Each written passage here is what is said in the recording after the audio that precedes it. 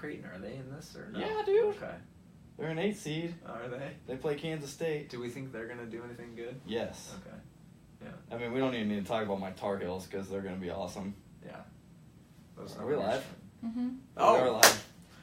What up? Talking about March Madness because it's madness time. That's right. It's Casual Friday. This guy dresses up.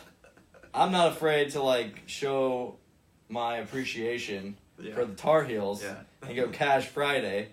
Not only did I close on my house with this guy today, but now I get to watch my Tar Heels dominate.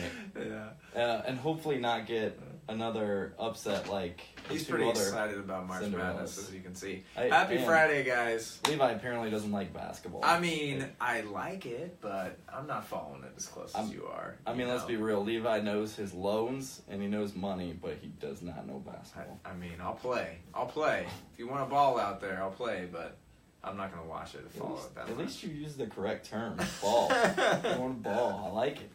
All right, Conversation Corner. 108. 108. CC, happy Friday. I like that. Mm-hmm. I like the little hashtag CC. Okay. And we're going to talk about taxes today. Yeah, because it's coming up. It is coming up, and it's right around the corner. A lot of people ask me all the time. Yeah. Ryan, I was going to say Levi, but I'm sure they ask you too. But they say, Ryan, tax refund, what are we supposed to do with it? Can we use that money for a down payment of a house? Yeah. Can we use it for an investment property? Can we? And the answer is yes, you can. And you should. That's right. There is no better thing to invest in than real estate. I'm telling you that right now. If you go look up, I don't know, articles on what people are investing in and what the number one thing is, it's no longer stocks and bonds. It's no longer, what else? Gold, silver, commodities. Yeah. It's real estate. Real estate. And so we want to help you get there. So, tax season, Levi. Yeah. What are the things, first of all, that I can take to my accountant during tax season? Please don't file your taxes by yourself. If you do, use a professional, guys. Yes. Even if you're a W-2 employee with just pay stubs, your income's kind of cut and dry, you might have some deductions. Driving, mileage, things like that you can write off that you don't know about. It's always good to consult at least a tax preparer or a CPA.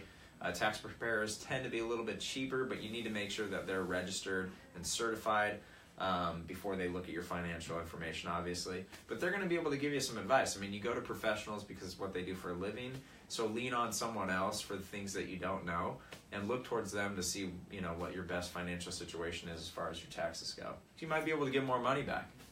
Amen. Amen to that. That's why you don't do taxes on your own, because a lot of times you miss out on money that you could get back. Yep.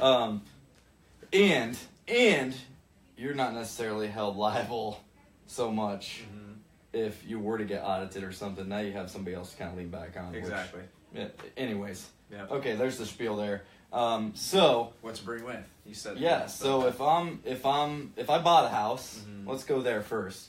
So if I bought a house and I've been living in the house for 6 months, a year, whatever, what are the things that I can bring to my account that we can potentially write off? That's an awesome question. So a couple things. First, as far as your income goes, you're going to need to bring all your W-2s, 1099 statements, any miscellaneous expenses that you've had, gifts or donations, things like that. You're going to need to bring all of that to your tax preparer or CPA. As far as the mortgage question goes, if it's been a year since you bought your house, or even you bought your house last year, last fiscal year, you would get an annual year-end interest statement from the lender. Now, you're going to get that in the mail. You should have received it by now. It should have actually gotten you a couple months ago or a month ago at least. That's going to allow you to take that information to your CPA or tax preparer so you know how much you paid in your interest. Also reach out to your lender and get your closing statement so that way you can send your closing statement over to your CPA, your tax preparer, so that they can look over that information, make sure you're getting all your maximum write-offs from when you closed your transaction as well. Amen to that. Yep. So then the next question is, I haven't bought a house yet, but I get my tax refund, hopefully. Now, I've heard, again, we're not CPAs, so I want to make that clear. So any type of CPA Or questions tax or things, advice. Yeah. double check Defer to with them. Defer to a them. CPA or someone does taxes to make sure that what we're saying is correct. Mm-hmm. But we're going based off of our own experience and what we've helped people with.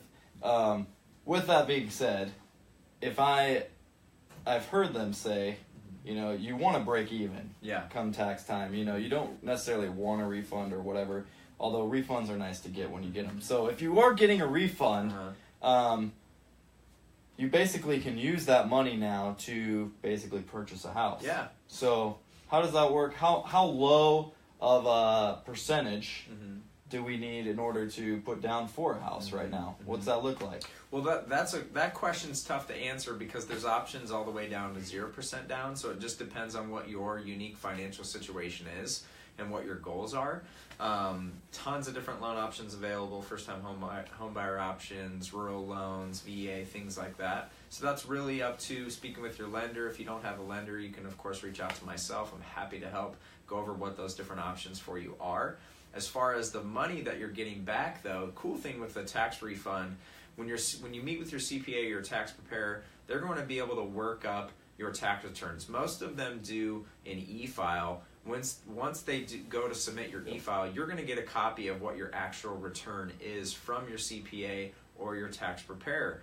With that e-file, they're going to be able to tell you exactly the dollar amount that you're getting back from your return or returns, state and federal, before you actually get that money. So this is fantastic for a lender because it allows us, when you send us your copy of your tax returns, your e-file certification, along with those documents, we'll be able to verify the amount of money that you're getting back from your return. And we can actually use that as your assets, notating that is money that you're going to use towards your down payment while we kind of work through the loan details and you're out there shopping for a house. So definitely a huge benefit, yeah. I like it. Now, so that's perfect for somebody that doesn't have a house. Now what about somebody that is in a house, but I was actually just talking with Allie about this, because she's like, what if someone already bought one? Well, that's a great question, Allie, because if someone already bought one, and again, if real estate's the number one thing that people are investing in, why not think about buying an investment property? Yeah. So you get this money back as a refund, and what I was telling Allie is, you get this money back, you put it into a real estate property, and now you're going to start creating additional cash flow that comes monthly, not yearly like your refund, and now it'll actually start coming in monthly as long as you have a tenant in that house and they're paying your mortgage, and then whatever the difference is in rent there. So if your mortgage is $800 and you're charging someone $1,200 for rent, you're now making $400, which we call a cash flow.